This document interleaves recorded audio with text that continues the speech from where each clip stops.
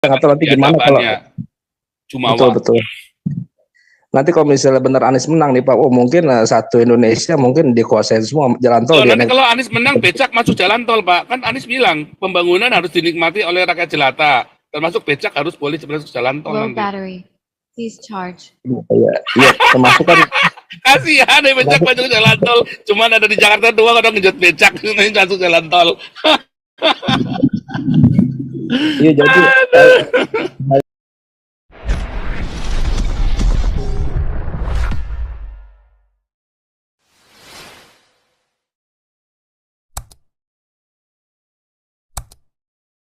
Pak Teddy. Tadi ada suaranya. Jangan-jangan ini meledak pistolnya. Oke, dadah Ucap. Shalom. Shalom. Shalom. Ya, dengar narasi-narasi Pak Paul tadi masalah ceasefire, Gaza, dan sebagainya. Yang penting persoalan di sini secara umum bahwa negara-negara besar itu mendukung Israel. Kedua, kita bicara United Nation. Itu United Nation pelajaran kita dari dulu. Hanya 5 negara yang menentukan untuk melakukan veto. Negara-negara lain tidak akan bakal. Mereka katakan coba itu UN itu dia mencari apa tantangan baru. Dia mau berdiri baru. Susah.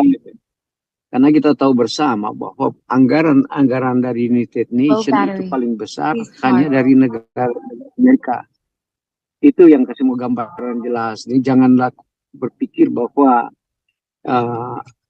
Amerika dan negara-negara Inggris, Kanada lain sebagainya itu, saya katakan bahwa mereka lah pendukung penuh, hampir 80% anggaran United Nation itu diambil kepada negara-negara besar seperti ini, gitu. Sehingga untuk melakukan veto terhadap ceasefire untuk Hamas dan Israel itu tidak akan bakal. Dan saya senang kalau dapat orang punya komitmen, punya integritas, punya komitmen kayak Benyamin Netanyahu. Dia akan menumpas habis itu Hamas. Dan dia katakan selalu harus dihilangkan. Itu dalil yang sudah dalil yang benar-benar statement yang sudah tidak bisa dikendalikan lagi oleh apapun, mau negara-negara besar. Dan Israel itu saya yakin dia siap menerima tantangan dari siapa yang mau melawan dia dalam bentuk apapun, kekuatan militer apapun dari negara yang dia melawan, dia akan lawan. Karena memang komitmennya sudah begitu. Ini sebagai gambarannya.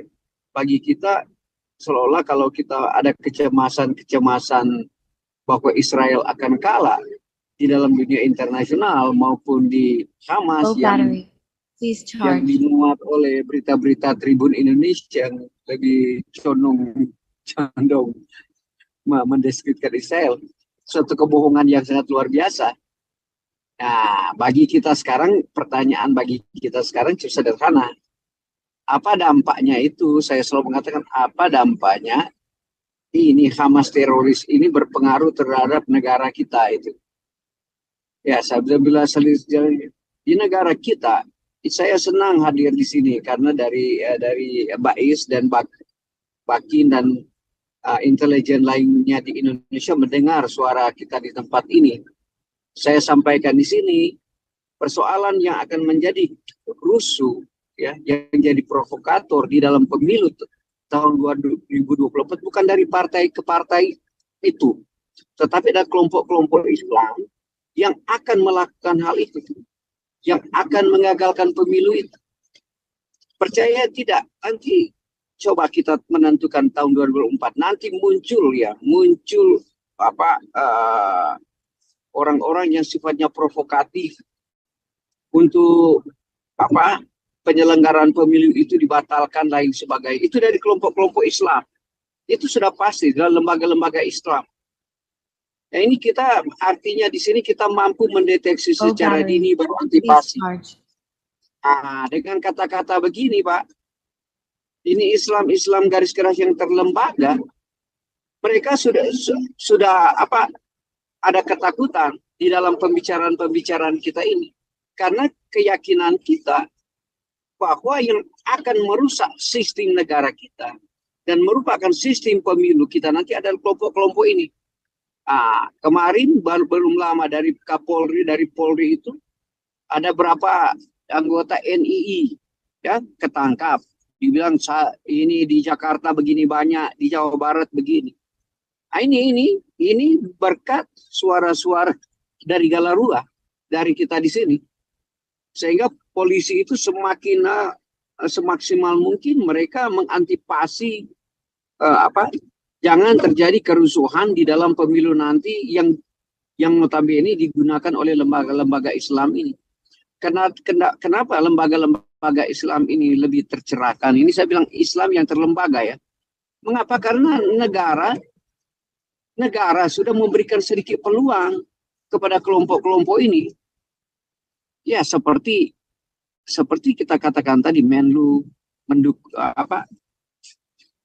memblame Israel, mengutuk Iran dan sebagainya. Itu memberikan peluang, begitu juga Presiden. Kemudian gejala-gejala yang saya mau sampaikan ke sini, itu Yusuf Kala itu mastermind nanti perusuh di negara. Kenapa teman-teman? Saya tidak berasumsi atau mau bilang dikatakan sebagai mau berpolemik, enggak. Coba gaya dia sekarang, dia bela partai mana gitu. Dia bela tokoh mana itu. Mudah-mudahan ini negara dengar. Sebenarnya negara hati-hati terhadap Yusuf Kala ini. Yusuf Kala ini saya bilang dia bagaikan bunglon itu. Warnanya berwarna, kalau dia ke pohon satu berhijau. Kalau dia berwarna kuning. Kalau ke sebelah dia berwarna merah. Macam-macam dia dalil. Berapa bulan lalu dia memuji Megawati gitu, sebagai seorang demokrat sejati.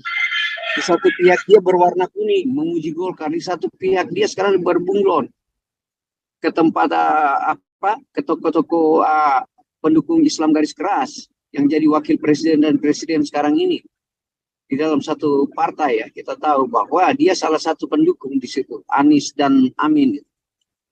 Nah ini bisa bilang negara ini perhatikan sebenarnya keuangan dari Yusuf Kala yang banyak memberikan sumbangan kepada rumah sakit yang ada di Gaza sana. Tetapi negara tidak berkutik. Saya tahu kekuatan ekonominya kuat sekali. Dan dia juga memegang tokoh-tokoh militer di negara Kesatuan Republik Indonesia dan kepolisian. Saya tahu antek-anteknya. Yusuf Kala antek-anteknya yang bekas jadi Kapolri lain sebagainya. Yang satu kampung dengan dia, kami mengerti itu semua. Tetapi ini analisanya kita ini bukan analisa memprovokasi supaya kita benci terhadap si tokoh ini. Ini bagian daripada politik. Bukan ada kebencian. Artinya nalar kita, ya, akal pikiran kita harus diaktifkan untuk berpikir tentang hal itu.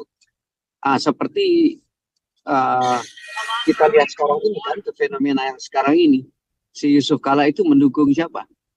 Udah tahu, gejala-gejalanya sudah tahu.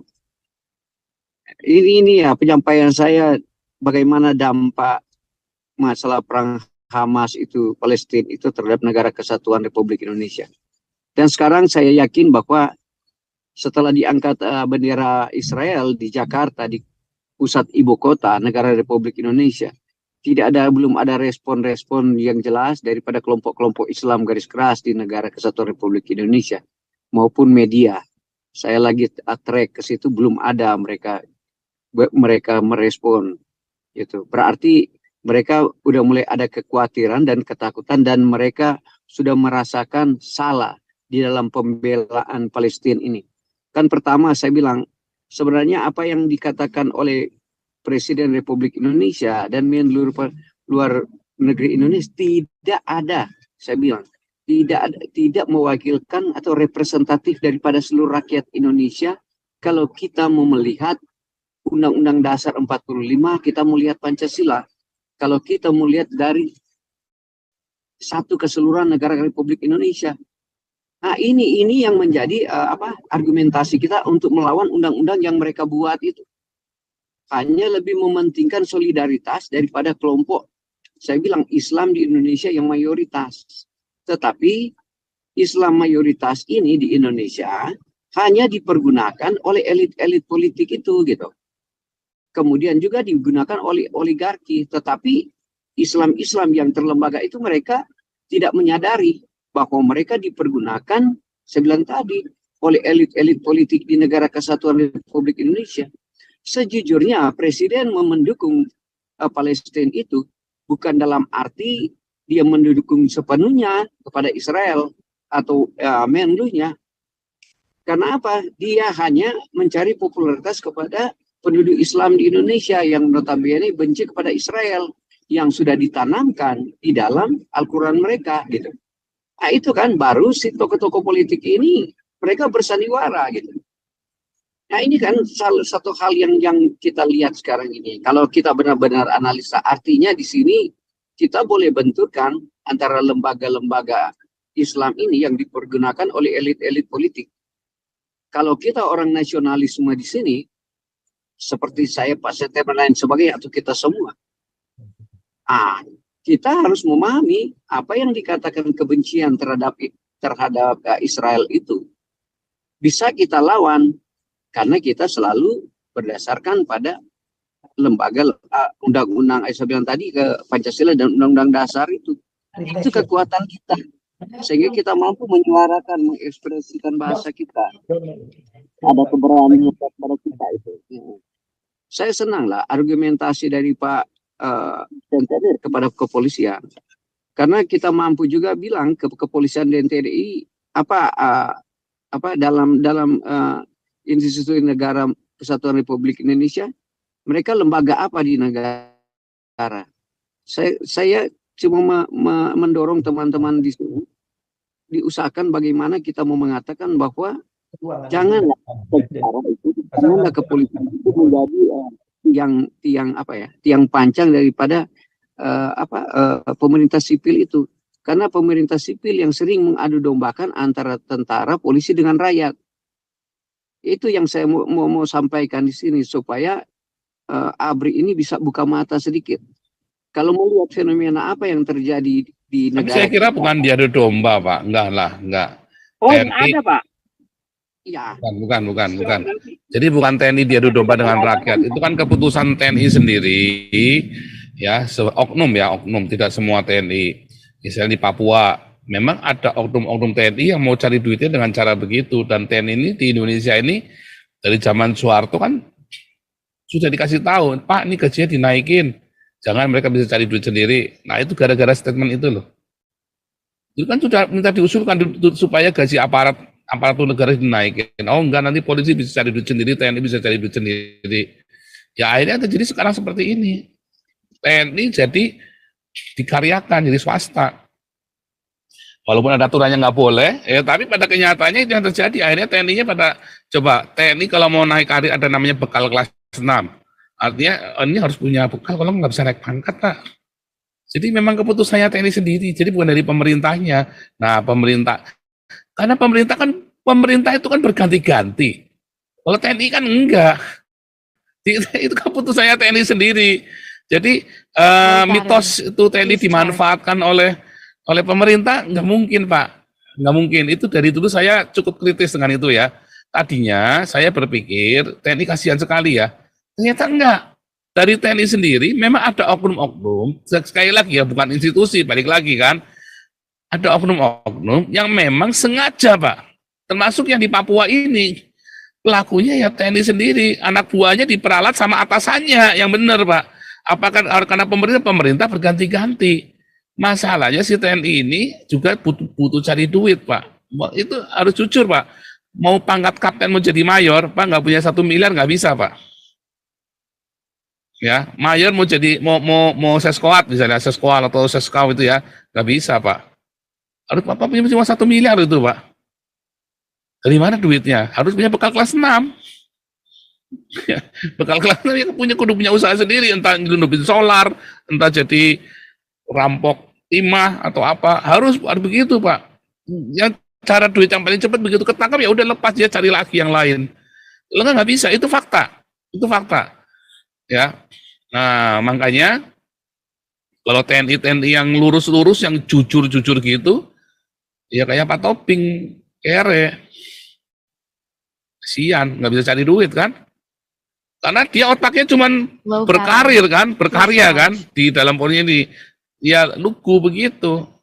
Saya tidak berkata bahwa Pak Toping nggak mungkin, enggak lah, tidak ada orang suci lah, nggak ada ya. Apalagi kalau sudah masuk begitu, waduh, Pak Toping juga tantangannya banyak. Cuman dibanding dengan teman-temannya, Pak Toping yang paling baik, nggak korup. Kalau korup nggak mungkin Pak Toping begitulah sekarang hidupnya lah, ya kan? Bukan saya muji-muji Pak Toping, bukan ya, bukan ya. Tetapi dalam hal uang ini memang harus pintar cari duit, nggak pintar cari duit habis, ya. Mau yang halal, mau yang enggak. Pak Toping milih cara yang halal, yang habis, nggak bisa. Punya truk, punya armada, ya nggak bisa. Harus punya bisnis siluman, backingin cukong. Memang itu kenyataannya, ya. Misalnya si siapa itu, TW itu yang menentukan, yang pegang kartu siapa yang mau naik pangkat, Pak. Itu sudah bukan rahasia lagi. Siapa yang mau naik pangkat, ya dia harus kumpul-kumpul sama TW kelas-kelas begitu. Kalau enggak dia nggak bisa naik pangkat. Yang untuk naik pangkatnya TNI TW, Pak, bukan Panglima, Pak. Itu sorry, ini saya ngomong ini bukan rahasia udah. Kalau nggak mau deket-deket TW, ada tentara yang jujur nggak mau ya. Artinya saya nggak mau, karena bukan berarti TW itu selalu jatuhkan, tetapi saya nggak mau, saya mau yang bersih. Iya, kamu berat naiknya, prosesnya naiknya setengah mati, jerit nangis-nangis. Bisa, tapi nangis darah. Kayak Pak Toping ini nangis darah. Iya, gimana? Memang begitu, itu fakta. Ayo, itu kita mau cerita apa, itu fakta. Ya. Nah, tetapi masalahnya selalu ada orang yang beruntung. Ada orang jujur yang beruntung, selalu ada. Tuhan itu adil sekali. Nah, tapi kan masalahnya berani nggak orang yang beruntung ini terus dia gebrek. Oh iya, kayak Hugeng lah. Ya kere, terakhirnya matinya melarat. Kayak Hugeng gitu kan. Apakah Hugeng itu mau dipakai sama Soeharto? Saya ingat sekali ceritanya Hugeng itu datang ke rumahnya Soeharto, dipanggil, terus ada Robi Ketek gitu ya. Gara-gara Robi Ketek kan baru ditangkap sama si Hugeng kan, nyelundupin mobil apa-apa itu kan. Terus tiba-tiba datang itu ada Robi Ketek sama Soeharto, Hugeng langsung pulang balik. Sejak itu nggak mau lagi. Ya, Soeharto ya korup, si Hugeng udah ceklan batuk, mati aku, ya sudah, besok dicopot Hugengnya kan.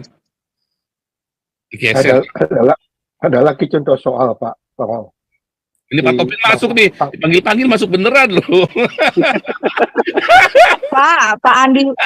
Pak Andi. Tapi sebentar ini, Pandi silakan.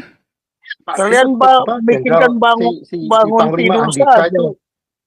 Panglima Andika itu dapat 2 bintang dalam waktu 9 bulan. Caranya piye itu? Nah, Pak Toping kalah. Tidak bisa lah, itu punya bisnis pribadi lah. Ini upetinya banyak lah. Dalam waktu 9 bulan, 2 naik bintang 2 jadi bintang 4, gila. Enggak, Pak Pol, saya Timur Pradopo itu naik kan, nyelip berapa lifting Timur Pradopo itu kan. Jadi Pak Toping mesti belajar tuh tempo hari mestinya. Itu lambat, Pak Toping udah nggak bisa. Saya yakin hidupnya nggak tahu penuh penyesalan. Tahun gitu dulu 2 ini ya. Iya. Nyelundupin ini atau Pak Toping terlalu jujur sih. Ya, saya tambahin dikit ya. Kita udah preaching, udah gubrak, udah ngomel kanan kiri, udah kene. Ini semua filmnya udah jadi. Kita tinggal nonton aja gimana ini tahun depan. Itu aja kalau menurut saya. Kita tinggal nonton kebubrakan yang akan terjadi di tahun depan. Kita udah enough to say, udah enough talking, udah cukup saya rasa kita ngomong kanan kiri ini itu. Tadi kita tinggal duduk yang enak manis nonton gitu aja deh Pak. Iya. Ya, ini Pak Andi selalu suka discouraging ya. Jangan. Nah, Pak Robert, ini sebelum ke Pak Robert sama Pak Toping biar berantem, ini kasih Gemah Rakyat dulu nih. Kasih Gemah Rakyat dulu sebentar, nanti baru kalian berantem bertiga lah. Nih, Gemah Rakyat silakan. Ini udah jadi kohos semua nih ya, Pak Robert, Pak Toping udah jadi kohos, silakan berantem sama Pak Andi. Ini Gemah Rakyat dulu kasih lewat nih, kasihan. Rakyat jelata. Salam Pak Pastor, malam Pak. Iya Pak, ini menjelang Februari 14 Februari ini pemilu. Jadi tampaknya semua sudah kelihatan belang ya Pak ya. Jadi, sudah jelas lah. Iya, jadi kan kemarin Pak Yusuf Kalla terang-terangan mendukung Anies Pak ya. Jadi selama ini kan dia ya malu-malu kucing lah. Padahal kan kita tahu dia yang minta Surya Paloh menjadi capres, tapi dia masih. Kalau nggak salah kamu yang bilang dulu, siapa yang bilang ya bahwa Mahfud MD nggak mungkin jadi wapres? Terbukti kan jadi wapres kan sekarang. Siapa yang bilang ya? Eh, bukan saya Pak. Ada yang bilang nggak mungkin Mahfud MD jadi bilang pasti jadi wapres. Itu kemarin juga bilang udah di penjara kok.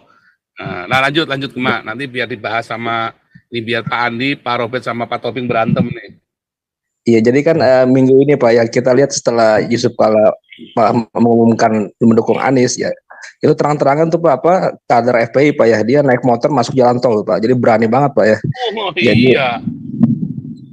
Jadi kita nggak tahu nanti gimana kalau cuma betul.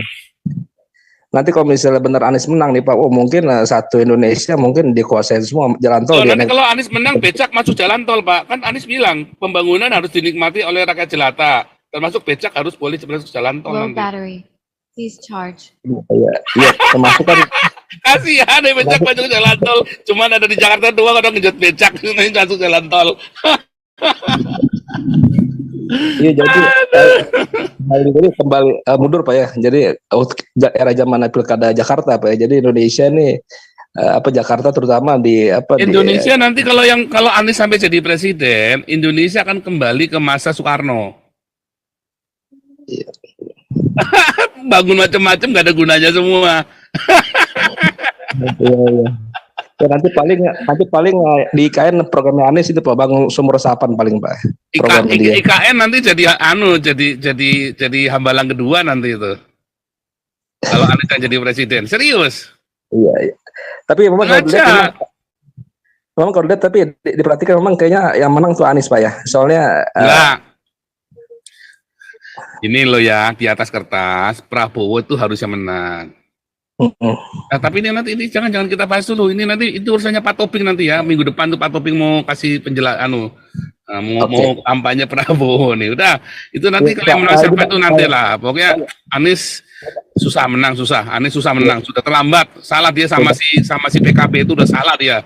Kalau Anies waktu itu wakilnya itu langsung Mahfud MD, tak jamin langsung menang. Tak jamin 100% pasti menang itu. Milihnya si ini kok, milihnya si KPKB. Ya, itu banyak yang nggak suka. Ya kan, itu dia. Iya, Pak. Karena ini bulan terakhir Bapak ini Pak Gubrak Indonesia Pak ya. Jadi saya sarankan kan kita sudah ada kesimpulan Pak ya. Jadi sebenarnya Indonesia ini negara antisemit Pak ya. Dengan antisemit.